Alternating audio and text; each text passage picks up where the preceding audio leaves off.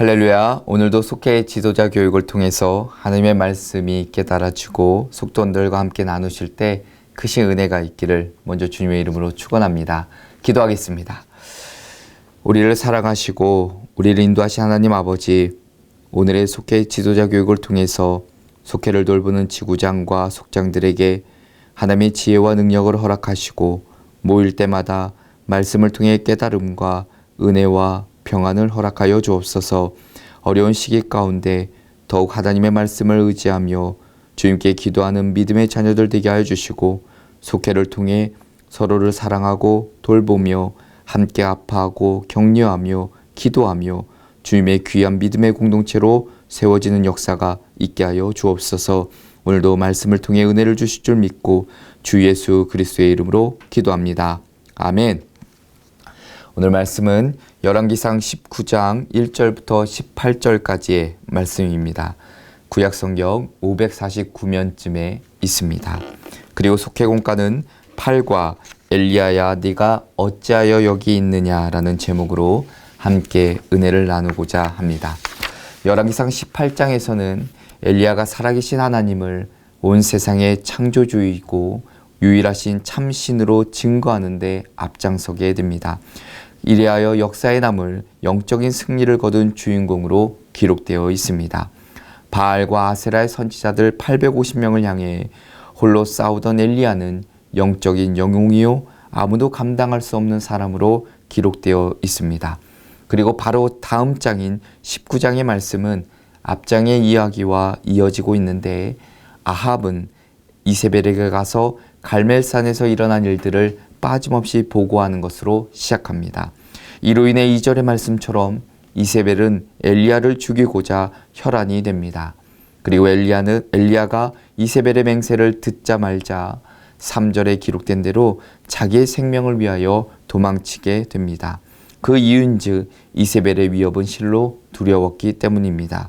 이리하여 엘리야는 유다 땅에 있는 브엘세바로 가게 됩니다. 엘리야는 북서쪽 끝에 위치한 북이스라엘의 이스라엘 골짜기에서부터 바로 남쪽 유다의 끝에 있는 브엘세바까지의 수십 킬로의 먼 길을 단숨에 도망쳐 갑니다.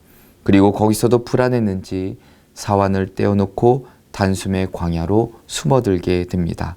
이세벨의 한마디 위협에 엘리야가 자신의 목숨에 대한 위협을 느끼고 서둘러 도망간 모습은 갈멜산에서 담대하게 싸우는 모습과 너무나 대조적이기까지도 합니다.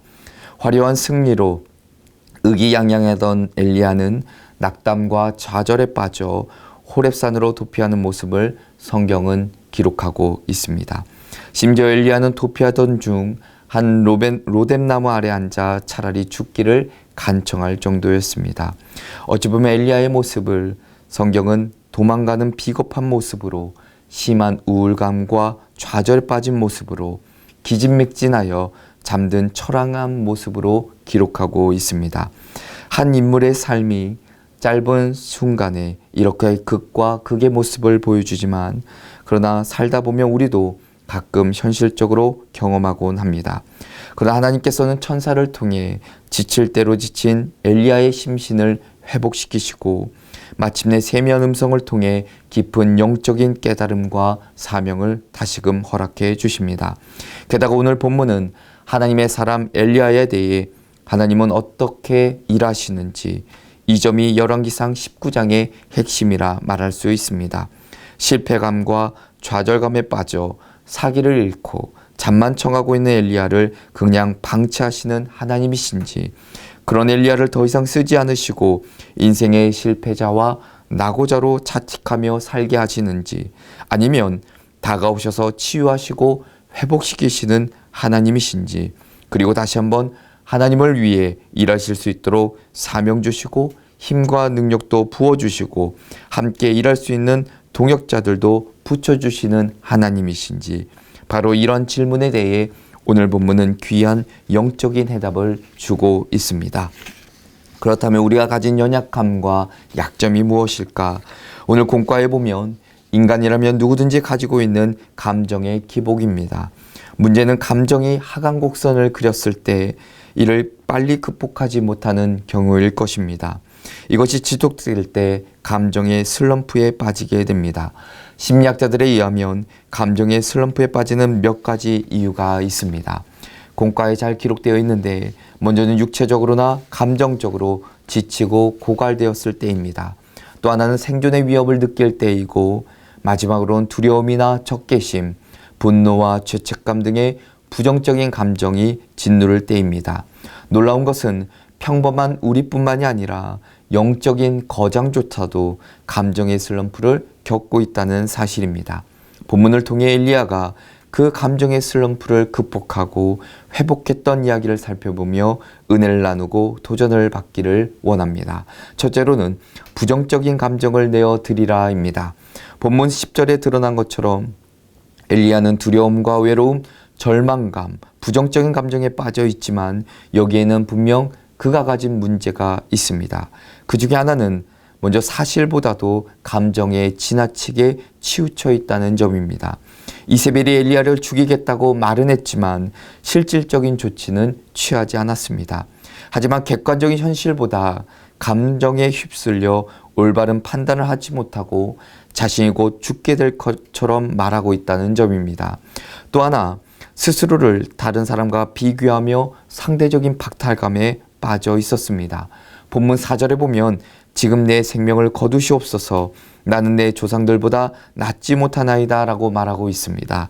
다른 사람과 자신을 비교할 때 빈곤함과 어려움이 찾아왔던 그 순간 그는 환경의 어려움 속에서 또 다른 하나님의 기적과 역사를 기대하기보다는 혼자 남은 처지와 죽을 목숨을 한탄하며 자기 연민에 빠져 있습니다. 하나님이 이러한 엘리야를 찾아와 위로하십니다. 로뎀나무 아래에서 지쳐 잠든 그를 어루만져 주시고 먹고 마시게 하십니다. 여기에 하나님의 놀라운 사랑을 발견할 수 있습니다. 하나님은 좌절하고 낙심한 인생에게 새로운 힘과 용기를 주시는 분이십니다. 그렇기에 우리의 부정적인 감정을 하나님께 토로하고 내어드릴 때 위로 먹고 힘 주시는 하나님 안에서 회복을 경험하게 될 줄로 믿습니다. 둘째로는 하나님께 집중하라입니다. 본문 11절부터 13절에 보면 하나님께서 호렙산의 동굴에서 숨어 지내던 엘리야에게 나타나신 장면이 기록되어 있습니다. 엘리야의 눈앞에 강한 바람과 지진과 불이 일어나게 됩니다. 그러나 거기에 하나님은 계시지 않았습니다. 도리어 모든 것이 지나가고 조용한 순간이 찾아왔을 때 하나님은 세미한 음성으로 엘리야에게 나타나셨습니다. 리처드 포스터는 현대 사회에서 마귀는 시끄러움, 조급함, 혼잡함을 통해 역사한다라고 말합니다. 분주하고도 소란스러운 세상의 흐름을 따라가다 보면 어느새 우리의 갈 길을 잃을 때가 있다는 겁니다. 분주하게 신앙생활하다 보니 정작 하나님께 집중하거나 깊은 교제를 나누지 못하는 경우가 있다는 것입니다. 또한 우리의 부정적이고도 상한 감정이 우리의 마음과 생각을 혼란스럽게 만든다는 것입니다. 이로 인해 하나님께 집중하지 못하게 됩니다. 그러나 그럴 때일수록 더욱 잠잠하게 하나님께 집중할 수 있는 시간과 자리를 만들어야 합니다. 하나님은 마음을 온전히 그분께 집중하는 곳에서 우리를 만나주시고 참된 구원과 회복의 길로 이끌어 주십니다. 끝으로는 하나님께서 치유하고 이끄시도록 위임하라입니다. 본문 15절 이하에 보면 세미한 음성 중에 만나주신 하나님은 그를 위로하시며 새로운 사명을 허락해 주십니다. 또한 하나님은 여전히 엘리야와 동일한 뜻과 의지를 가지고 있는 자들이 남겨져 있음을 깨우쳐 주십니다. 18절에 이렇게 기록합니다. 그러나 내가 이스라엘 가운데 7,000명을 남기리니 다 바알에게 무릎을 꿇지 아니하고 다 바알에게 입맞추지 아니한 자니라. 우리에게 있는 두려움, 때로는 외로움, 절망 등의 부정적인 감정과 상처는 사명을 감당하는 일을 가로막습니다. 그러기에 주님은 먼저 우리를 치유하신 후에 새로운 사명을 주시고 도우시는 손길을 허락해 주십니다. 요한복음 21장에서 부활하신 예수님께서 베드로에게 새로운 사명을 주신 것도 동일합니다. 십자가 앞에서 예수님을 부인하고 도망갔던 그 베드로, 그에게 남아있었던 깊은 죄책감과 상처를 치유하시고 내 양을 먹이라는 사명을 다시금 주십니다. 우리가 할 일은 다만 하나님께 위임하는 것입니다. 하나님께서 행하시도록 하나님이 앞서 행하심을 신뢰하며 나아갈 때 하나님께서는 새로운 사명의 자리로 우리를 이끌어 주신 줄로 믿습니다. 이 믿음으로 함께 속도원들과 한 주를 승리하며 살아가는 복된 삶 되시기를 주님의 이름으로 축원합니다. 기도하겠습니다. 우리에게 사명을 주시는 하나님 아버지, 하나님께 쓰임받는 저희들이 때로는 장애물과 때로 어려운 역경과 환경과 문제 가운데 있을 때 우리를 치유하시고 이끄시며 도우시는 손길, 그 하나님만을 온전히 섬기는 저희들 되게 하여 주옵소서. 약할 때 강함 되시는 하나님 아버지를 온전히 의지하며 나아갈 때 이 세상 가운데 온전한 그리스도인으로 늘 승리하며 살아가는 복된 삶 되는 줄로 믿습니다. 그 믿음 잃어버리지 않고 한 주 동안 또한 말씀 붙잡고 살아가는 저희들 되게 하여 주옵소서. 예수 그리스도의 이름으로 기도합니다. 아멘. 하늘에 계신 우리 아버지여, 이름이 거룩히 여김을 받으시오며 나라의 임하옵시며 뜻이 하늘에서 이루어진 것 같이 땅에서도 이루어지이다.